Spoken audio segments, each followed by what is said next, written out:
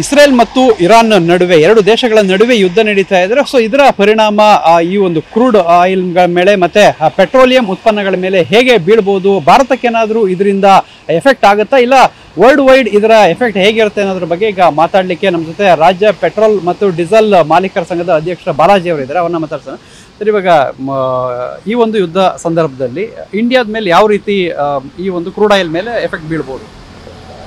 ಈ ಯುದ್ಧದ ಸಮಯದಲ್ಲಿ ಇರಾನಿಂದನೂ ನಾವು ಇಂಪೋರ್ಟ್ ಮಾಡ್ಕೊತಾ ಇದ್ದೀವಿ ಕ್ರೂಡ್ ಆಯಿಲು. ಬಟ್ ಹಂಗಂತೇಳಿ ಬರೀ ಇರಾನಿಂದಾನೇ ತಗೊತಾ ಇಲ್ಲ, ನಾವು ಹಲವಾರು ದೇಶಗಳಿಂದ ಇಂಪೋರ್ಟ್ ಮಾಡ್ಕೊತಾ ಇದ್ದೀವಿ. ಇಡೀ ಪ್ರಪಂಚದಲ್ಲಿ ಡೀಸೆಲ್ ಕ್ರೂಡ್ ಆಯಿಲು 9% ಇರಾನಲ್ಲಿ ಇದೆ. ಬಟ್ ಆದರೆ ನಾವು ರಷ್ಯಾದಿಂದನೂ ತಗೊತಾ ಇದ್ದೀವಿ, ಸೋರ್ಸ್ ಮಾಡ್ಕೊತಾ ಇದ್ದೀವಿ, ಬೇರೆ ದೇಶಗಳಿಂದ ಸೋರ್ಸ್ ಮಾಡ್ಕೊತಾ ಇದ್ದೀವಿ. ಇಲ್ಲಿ ಏನಾರ ಕ್ರೂಡ್ ಆಯಿಲ್ ಏನಾರ ಪ್ರಾಬ್ಲಮ್ ಆಗಿದ್ರೆ ಥ್ರೂಔಟ್ ವರ್ಲ್ಡ್ ವೈಡೇ ಅದರ ಪರಿಣಾಮ ಬೀಳಬಹುದು. ಪರಿಣಾಮ ಬಿದ್ದರೆ ಅದು ಎಲ್ಲ ಕಡೆನೂ ರೇಟ್ ಜಾಸ್ತಿ ಆಗ್ಬೋದು, ಡಾಲರ್ ವ್ಯಾಲ್ಯೂನು ಜಾಸ್ತಿ ಆಗ್ಬೋದು, ಅದರಿಂದ ಪರಿಣಾಮ ಬೀಳಬಹುದು ಅಂತ ಅನ್ಕೊತಾ ಇದ್ದೀವಿ. ಬಟ್ ಸದ್ಯಕ್ಕೆ ಅಂಥದ್ದೇನು ಕಾಣಿಸ್ತಾ ಇಲ್ಲ. ಈಗ ಇರಾನಿಂದ ನಾವು ಎಷ್ಟು ತಗೊಳ್ತಾ ಇದ್ದೀವಿ ಇಂಡಿಯಾಕ್ಕೆ, ಅಂದರೆ ಎಷ್ಟು ಪರ್ಸೆಂಟೇಜ್ ತಗೊಳ್ತಾ ಇದ್ದೀವಿ, ಇಲ್ಲ ಬೇರೆ ದೇಶಗಳಿಂದ ಎಷ್ಟು ಪರ್ಸೆಂಟೇಜ್ ತಗೊಳ್ತಾ ಇದ್ದೀವಿ ಹಾಲಿ ಇವಾಗ? ಈಗ ಅದು ಸಂಖ್ಯಾ ನನಗೆ ಅಷ್ಟು ಗೊತ್ತಿಲ್ಲ. ಬಿಕಾಸ್ ಅದು ಕಂಪನಿದವರು ಸೋರ್ಸ್ ಮಾಡ್ಕೊಳ್ಳೋದು, ಯಾವ ರೀತಿಯಲ್ಲಿ ಯಾವ ಕಂಪನಿಯಿಂದ ತಗೊಂಡಿದ್ರೆ ಅದಕ್ಕೂ ಮುನಾಫಾ ಸಿಗುತ್ತೆ ಅಂತೇಳಿ ಅವ್ರವ್ರು ತಗೊಂತಾರೋ ಅದರದ್ದು ವಿಚಾರ ನನಗೆ ಗೊತ್ತಿಲ್ಲ. ಈಗ ಇರಾನಿಂದ ನಾವು ಪರ್ಚೇಸ್ ಮಾಡೋದಕ್ಕೂ ಬೇರೆ ಕಂಟ್ರಿಗಳಿಂದ ಪರ್ಚೇಸ್ ಮಾಡೋಕ್ಕೂ ಏನು ಡಿಫ್ರೆನ್ಸ್ ಏನಿರುತ್ತೆ? ಏನಿಲ್ಲ, ನಾವು ಮಾಮೂಲಾಗಿ ಇರಾನ್ ಮುಂಚೆ ನಮ್ದು ರುಪೀಸ್ ತಗೊಂಡು ನಮಗೆ ಡೀಸೆಲ್ ಕೊಡ್ತಾ ಇದ್ರು.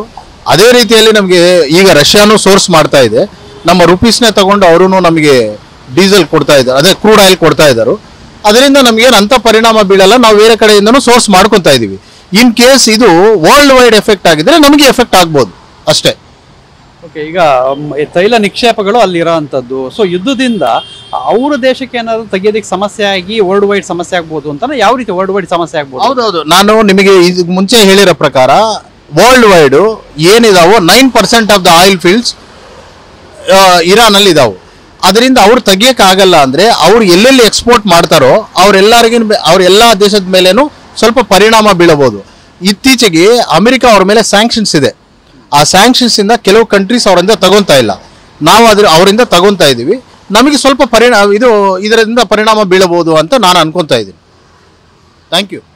ಸೊ ಇದಿಷ್ಟು ಬಾಲಾಜಿ ಅವರು ಹೇಳ್ತಾ ಇರುವಂಥದ್ದು. ಅಂದರೆ ಕೇವಲ ಇರಾನ್ನಿಂದ ಮಾತ್ರ ಇಂಡಿಯಾ ತಗೊಳ್ತಾ ಇಲ್ಲ, ಬೇರೆ ದೇಶಗಳಿಂದ ತಗೊಳ್ತಾ ಇರೋದ್ರಿಂದ ವರ್ಲ್ಡ್ ವೈಡ್ ಇದು ಎಫೆಕ್ಟ್ ಆದರೆ ಆಸ್ ಯೂಶುವಲ್ ಇಂಡಿಯಾಕ್ಕೂ ಕೂಡ ಅದು ಎಫೆಕ್ಟ್ ಆಗ್ಬೋದು ಅಂತ ಅವ್ರು ಹೇಳ್ತಾ ಇದ್ದಾರೆ.